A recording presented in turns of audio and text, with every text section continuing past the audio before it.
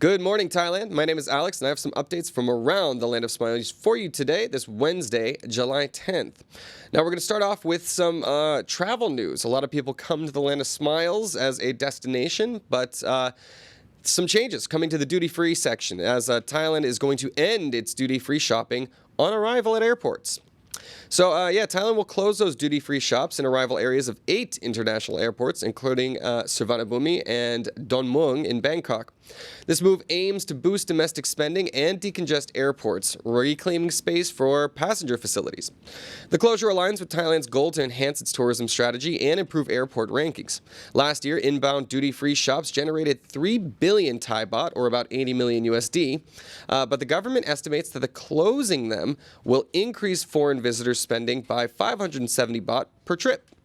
The country aims to welcome 40 million foreign visitors in 2024, having seen a 35% increase in tourists in the first half of this year. Wow. Yeah, cool. I don't know. For me, I think that's a pretty good news. If you've been to Suvarnabhumi, you know the duty-free sections are absolutely massive and insane. They're taking up a lot of space. So freeing that up for more passenger spaces, yeah, it's going to be better. There's going to be more terminals. There will be more, restaurants and stuff that I can actually cater to the massive amount of people that are in there. I've been to, usually you can just pick up Burger King along the way. There's got to be some other options. Another aspect of that is too, duty-free shopping, the prices are always jacked up, so those numbers are super inflated, but that is money in the country. However, it should increase the amount of tourists actually going out into the local economy and spending money, probably at the same luxury stores they were going to spend at anyways. I don't know. An interesting development. We'll see how long it takes for them to roll out. I'll try to give you an update on that. Yeah, Shano says, never shopped at duty-free ever. Me neither. I think I've gotten some bottles of booze sometimes, just as sort of last-minute things to take back, because especially when I lived in China, it was very difficult to get your hands on some of the good stuff. But that's about it for me. Anyways, let me know if you guys do any duty-free. It's not part of my culture too much. All right. Hey, Mandalake. Welcome. Now, on to our next story. An update from the policy shift that Thailand is about to commit. A little bit of a U-turn on its cannabis-y decriminalization. Now, cannabis advocates have protested that proposed ban here in the Land of Smiles. So, cannabis advocates in Thailand went to the Prime Minister's office to protest against a proposed ban on general use. The Health Ministry's Drug Control Committee recently approved relisting cannabis as a narcotic, restricting it to medical and research purposes. Protesters, including cannabis activists and entrepreneurs, argue the government aims to benefit select groups by criminalizing the plant again. The rally, which started at the United Nations headquarters and moved towards the government house, highlighted concerns over economic damage and monopolization. The proposal, if approved, will take effect on January 1st. Well, I think my girl Kitty Chapaka was in there leading the way. This is a big deal. So many local Thai people. This is an interesting thing too. Only Thai people are allowed to be protesting, so that's why you see mainly just Thai people in there. I'm assuming if it was opened up to the Farangs as well, you'd see a lot more people out there because so many foreigners are invested in this market. But as you could see, many Thai people are as well. Tons of Thai people have poured their savings into it. They've created jobs. Like I said, they're paying rent, man. They're propping up the commercial real estate market. Imagine this big policy shift happens and half the dispensaries around the country shut down as a result. All of a sudden, you got to fill those spaces with other businesses. So this is going to have rippling effects across the entire economy. And I'm assuming many people would rather see it just not change at all, at least from the economic perspective. There has been a big cultural pushback. Now, apparently, there was some survey of the Thai public that said something like a pretty big majority. I think they said up to 80% were in favor of the relisting as a narcotic. But I'm not really sure how that survey was taken. And also, I've seen where it gets relisted as a narcotic, not, where it has been still just for medical use only. And I'm telling you, man, the system and the way things play out here in Thailand, other major black market industries do thrive here. So I can see it just sort of being a medical card system where you got to go and pay your 300 baht per year for a little card, and most of these places will stay open and still have their regular customers. We'll see. Anyways, let me know what you think is going to happen, please.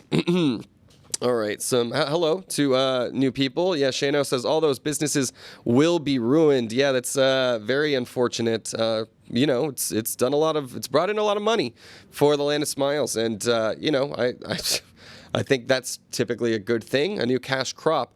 Especially, it was a big deal when a Newton did this back in 2022. It was a big sell for his political base up in the Northeast, up in like Isan area, telling all those rural farmers, hey, a new cash crop is in town. So it was a very good thing for poor farmers up in the North. Now, I assume it's had a major impact on the bottom line of other already established industries. So, yeah, money is the root of all evil, isn't it? So we'll see. Now, good morning. Proud Home Cooking from Copenhagen. Mandalik says, is it illogical to ban when you allow for sometimes the luxury?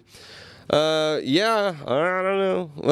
I think this is one of those, it's being rolled out around the world. So I think Thailand just got a little shaken in its boots for being such a progressive leader on this policy when they are typically not known for their insanely progressive policy. However, that's something that I've loved to see the shift on, particularly with other social issues like gay marriage, things like that. So anyways, we'll see how it plays out. All right, now on to some more troubling news. Yeah, it's all troubling today. Sorry, guys. I do have some good news later. Now, Myanmar rebels are increasing their meth production in order to fund their conflict, and they're flooding it in Thailand. That's right. So the Myanmar rebel groups are increasing meth production to finance their fight against the government, flooding Thailand with drugs. Now, Colonel Michai Nilasart of the Pamung Force reported seizing 151 million meth pills this fiscal year, up from 42 million last year, along with 256 kilograms of heroin and 1,350 kilograms of crystal meth. Now, the force, responsible for a 933-kilometer northern border, arrested 347 suspects and killed 29 traffickers. Millions more pills are believed to be stored near the Myanmar border, awaiting smuggling into the Land of Smiles. The rebels united after Myanmar's 2021 military coup. Whoa, complicated stuff. This sounds very reminiscent of what we hear about in America. There are tons of drugs coming across the border all the time, done by cartels in order to fund. Like this happened, like with the Sandinistas, like back in the 80s and stuff like that. Drugs to fund political movements.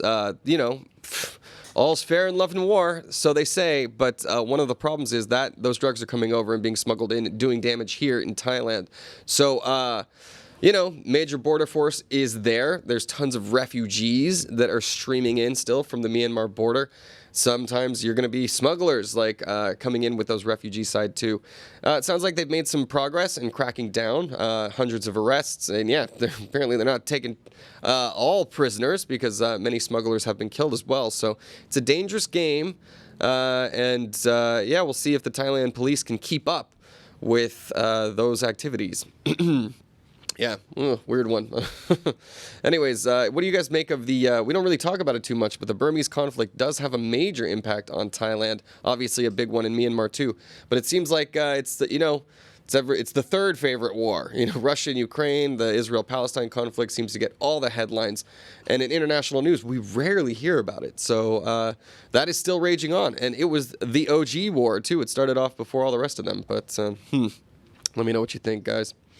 Hi, Proud Home. I'm Thai. Sawadee krap. Thank you for joining us. Hopefully you can help to keep us. We have the Thai side Thaiger as well, so be sure to check that out on like TikTok and. You guys don't do YouTube, do you? Vishai, do you guys do YouTube for Thai side TikTok or Thai side content? Yep. You do? Oh, okay, yeah. There is what's the channel called? It's called the Thaiger, but in Thai. The Tiger Thai. I think that's it. So give that a look on YouTube. It's also on TikTok. They got 1.5 million subscribers, so it's a very big community there. But thank you for joining us here on the English side. Proud Home Cooking. Road Warriors, good morning from 35,000 feet flying to Hawaii. Oh, nice. You got the airplane Wi-Fi. I'm pretty addicted to airplane Wi-Fi myself at this point, especially for those big internationals. It's the only way to keep myself. I know there's like millions of movies you can choose now these days, but having a good internet connection, there's no replacing that. And yeah, it's fun that we can do that now. Safe Flight Man. He says legalized cannabis helps protect the supply chain from contamination. In the U.S., there are reports of fentanyl lacing. Yeah, scary stuff, man. Especially when you mix fentanyl with cannabis.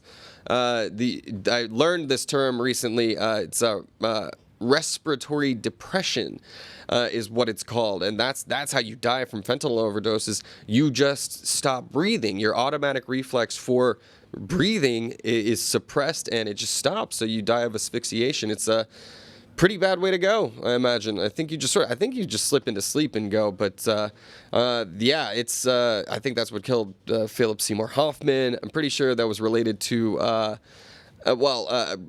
respiratory depression was what happened to Matthew Perry, I think, in his pool. So scary stuff. Making sure the supply chain is legal and clean is a huge aspect of it. So thank you for reminding me about that. Road Warriors. Yeah, Green. Mendelik says green makes you fly without a flight. Hey. All right, on to our next story. So a funny little scandal in this one.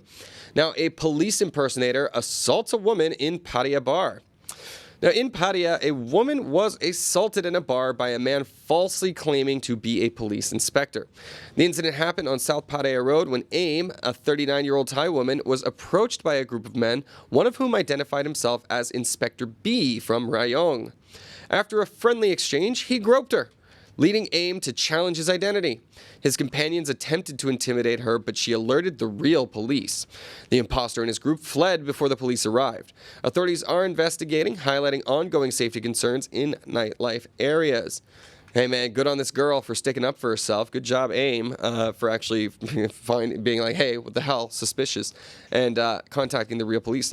Impersonating an officer is a big deal in the West. I'm not sure what the punishments are for Thailand, but I can imagine probably, I don't know, maybe even stronger, I would imagine, especially using that to sexually assault somebody. What a scumbag. So, and then using his friends to try and intimidate her out of it. So I'm just so proud of this girl for being brave enough to step forward and stand up for herself, and hopefully give the police enough information to track down these boys and put an end to their bad behavior.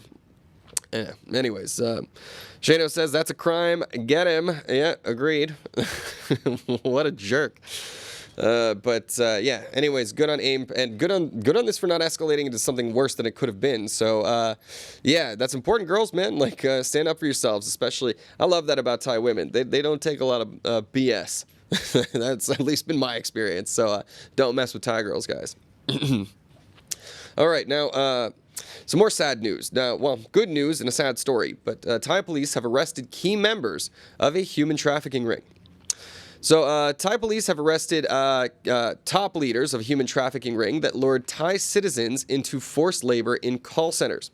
Led by Police Major General Surati, the team apprehended 31-year-old Tirapon in Bangkok and 21-year-old Aranya in Chiang Rai. Finally, 31-year-old Natanicha, already in custody. The ring, led by a Chinese individual named Fei Yang, used fraudulent job offers to trap victims, who were then coerced into scams involving romance and investment fraud. The suspects denied full involvement, but police investigations continue. This crackdown follows last year's operations that rescued 266 Thai victims from call centers in Myanmar. This is the big deal, right? Scams are coming in a big way, and it's not just, financial stuff that happens all the time. The other aspect is the romantic stuff. Like, there are romantic scams that are very successful. We've reported on these stories before. People fall in love online because they've been catfished, and that beautiful 25-year-old woman that you were talking to is actually a 45-year-old Burmese man. So that happens plenty of times too. So where, again, black markets, man, where there's money, especially in these scam sectors, you got to be careful. Like, I don't think I've gotten a phone call in the past year and a half that wasn't a scam. So, like, definitely be careful when you're answering your phones and who you're giving your information out to, and who you might be falling in love with, too. Watch out. All right. Yeah, James Fond said, about the last story, makes good officers look bad. Yeah, exactly. Impersonating an officer, not okay. Mandalik says, in U.S. yesterday, police arrested 4 for human trafficking and forced labor of IT guys. What a terrible, new market, right? Every time people have bad ideas and money makes people do the worst things. This is why, I don't know, I'm a big fan of I don't know if you guys have heard of universal basic income, but with the way AI is going and with the amount of wealth that's being generated passively through financial investments and stuff like that, it would be so nice if people's basic needs, people had enough money to just have a little bit of basic security so that we aren't so driven to do things like crime. Now, of course, greed's always there. People will always do bad things. But I think this eliminates a lot of the incentive for, Thai people, like these liberated Thai people, to fall into these traps in the first place, right? So that desperation for money is what makes people more vulnerable. I don't know. Let me know what you guys think about that, too. James Fan said, catfishing should only be done in the rivers. Well said. Mandalik says AI is more misused than used. Yeah, I mean, there's definitely lots of controversy around the use of AI. A lot of Luddites, I would say, saying the sky is falling. At the same time, kind of is falling, man. The AI feels like as big a game changer as the internet, if not more. So it's going to be a brave new world, everybody. So buckle up. All right, on to our next story. Now, the defense minister is to meet the Thai prime minister over a submarine deal.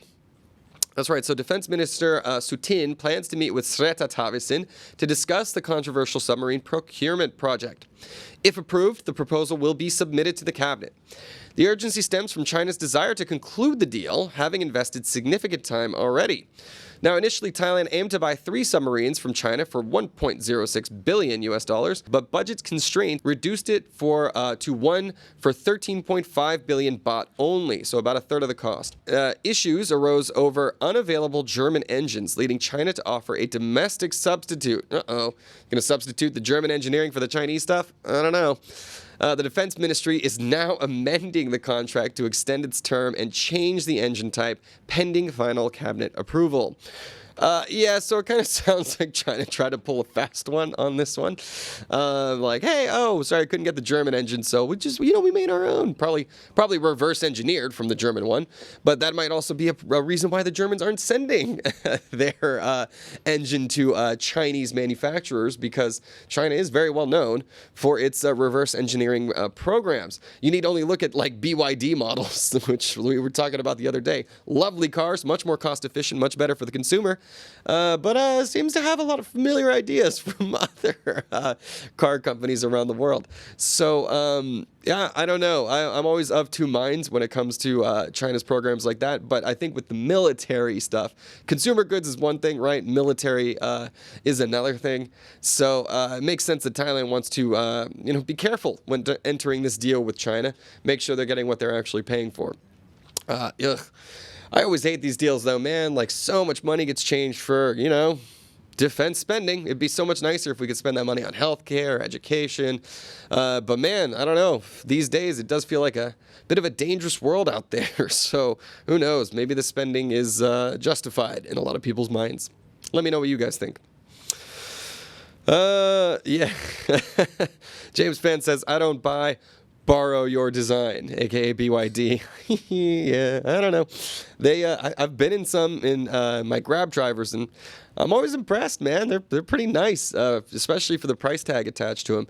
So I think for consumer goods, making that kind of stuff really what would be unaffordable to so many people, you can understand their incentive, right? So what? Mercedes-Benz makes less money. Is China that upset about it? Am I that upset about that? You know what I mean? At the same time, I do believe in protecting intellectual property, so that is definitely an issue there as well. But I don't know. Let me know what you guys think. China gives you 4 submarines. Takeaway. What is it? Hold on. And takeaway. Pattaya or Phuket. Yeah, exactly. We were just doing a story on Laos putting people into debt traps. But again, it's still unclear how that strategy is actually going to play out long term, particularly since many of those Chinese debt-ridden countries still have very strong ties, and of course America has a very strong interest in maintaining those diplomatic relations without actually, spending money on it. Like we offer a lot of military support, right, in the form of our bases and stuff. And actually, those countries do pay us for that protection, and it's because of China's, kind of erratic international behavior. So very weird, sort of, feels like a 1984 situation we're heading into, especially if Russia was able to succeed in their war in Ukraine and maybe even push further into Europe. Well, now we're looking at Oceania, Eurasia, and East Asia. And Big Brother's always watching. Good God. All right, anyways, that's enough horrifying political news for now. Now, we are going to stay on the topic of China in Thailand, though. Now, a survey reveals Chinese tourists' spending habits in Thailand. This is going to be important news. So, a survey by the Tourism Council of Thailand revealed that Chinese tourists visiting in the second quarter were primarily drawn by Thai cuisine and exotic fruits. The survey of 205 Chinese nationals highlighted that Singaporeans spent the most per trip, followed by mainland Chinese, then Taiwanese, and then Hong Kong tourists. Independent travel is preferred by 88% of Chinese tourists. That's a surprise to me, considering all the tour groups I've seen. But travel costs increased for 45% of respondents post-COVID. Now, key attractions include food, the safety, reasonable expenses, and high quality of service. Popular activities are enjoying Thai food, spa treatments, and shopping. Top destinations are Bangkok, Chiang Mai, and Phuket. No surprises there. With, however, complaints about taxi services and cleanliness. Look, all right, come on. We all love Thailand. We all know why we're here. Now we know why the Chinese are here. It's for the same reasons, okay? It's a lovely, affordable place, high quality services, with very good food, beaches. Chiang Mai, you got jungles up there. What's not to love? Yeah, the word is out, and tourism's up. So I think we're going to be seeing a lot more of the world coming to pay the Land of Smiles a visit. Yay. Okay. Yeah, Core Blimey says, just got back from Jomtien. I went overboard with the spending. Yeah, I don't know. You're on vacation, man. What are you going to do? You gotta, if you don't spend it then, what are you even doing it? All right, now, okay, that'll do it for our Thaiger news for the day, guys. Now we are going to head into our ASEAN section of the show, and I got to go a little quicker, but yeah, our first one is heading over to Indonesia, where we have a bit of a natural tragedy. So a landslide over there in Indonesia has a death toll, and it is rising after bodies have been found at an illegal gold mine. So, a landslide at an illegal gold mine on Indonesia's Sulawesi Island has killed at least 23 people, with 35 still missing. Triggered by torrential rains, the landslide hit Bon Balango district, burying miners and residents. Rescue operations involving over 270 workers and a helicopter are hampered by heavy rain and unstable terrain. Illegal mines are common in Indonesia, posing significant safety risks. The disaster highlights the dangers of unlicensed mining, which often involves hazardous conditions and the use of toxic chemicals. Previous incidents, like the April 2022 landslide on North Sumatra, have resulted in similar tragedies. Scary stuff, man, especially like, an illegal mining operation is not going to have the safety standards in place to make sure that people are safe in these situations. Especially like, I don't know, man, if you've got torrential rain going on and you're in an illegal mine, that seems to be like, geology 101. You're going to be like setting off potential landslides like crazy. So you would think once the heavy rain started up, people would be able to have the foresight and get out of those sticky situations. Yeah, I mean, they're not set up with the safety protocols in mind because they are, again, operating illegally. So hopefully the Indonesian authorities are able to find and save some more people, or at least put a stop to these illegal mining operations so that safety standards can be put in place to avoid this kind of tragedy. Shano says, yeah, buried alive, that's horrible. Agreed, man. Like, I don't know. Terrifying ways to go. That's right up there. All right. Some happier news we're going to end with today, guys. Some fun ones now. So the Philippines is seeking to boost its rice cooperation with Vietnam. So the Philippines aims to enhance rice cooperation with Vietnam to ensure food security, as stated by Philippine Agricultural Secretary Francisco Tu Loral during a visit to Vietnam's key rice-producing Mekong Delta province. Vietnam, the world's third largest rice exporter, has the Philippines as its largest buyer, with 45.4% of its rice exports going there in the first 5 months of the year. Now, due to a 1.5% annual population growth, the Philippines' rice demand outpaces domestic supply, necessitating increased imports. Laurel encouraged Vietnamese rice companies to invest in the Philippines. This visit follows agreements on rice trade and agricultural cooperation made during President Ferdinand Marcos Jr.'s January visit to Hanoi. Now, to manage inflation, the Philippines recently reduced its rice tariff from 35% to 15%. So, obviously, we're in Asia. Rice is a big part of the diet here. It's almost in every single meal that everybody has in all of these parts. But, I've also seen some very interesting stories about GMOs. There's something about, yellow rice that's, high in carotene and other supplements that the Philippines was trying to get off the ground that I think Monsanto and other GMO companies were trying to stymie a little bit. It's very interesting to see obviously there's so many different kinds of rice. All right, it's not all just rice, white people. All right, there's plenty of different varieties. But now with GMOs and the science that's available, you can make rice much more nutritious. So it's a very easy crop to grow. And if you can make it grow with more nutritional value, then all of a sudden you're going to be seeing 6'9" Filipinos everywhere, man. It happens. So the more nutrition you can get into the stuff, the better. The more accessible food is, the healthier the population. So good news here. All right, now on to our last story of the day. Speaking of food, we're heading over to Singapore as they have approved edible insects for their food supply. Finally, if you're in Thailand, you know that we are no strangers to that. Now, Singapore has approved 16 species of edible insects for sale and consumption, including locusts, grasshoppers, mealworms, and various beetles, according to a July 8th announcement from the Singapore Food Safety Agency. Now, insects must be farmed in regulated premises, not harvested from the wild. This move aligns with global trends, highlighting insects as a sustainable, high-protein food source that can help combat climate change. Insects are already popular in many countries, and local chefs in Singapore are now exploring creative insect-based cuisine. The SFA has established a regulatory framework to ensure the safe introduction of insects into the food market. All right, what do you guys think? The insects are coming. I think this is a good way to get back at them, man. All right, finally. Bugs are always bugging me. That's why we call them bugs. So, why not? Have a little crunchy snack there. This is already a big deal here in Thailand.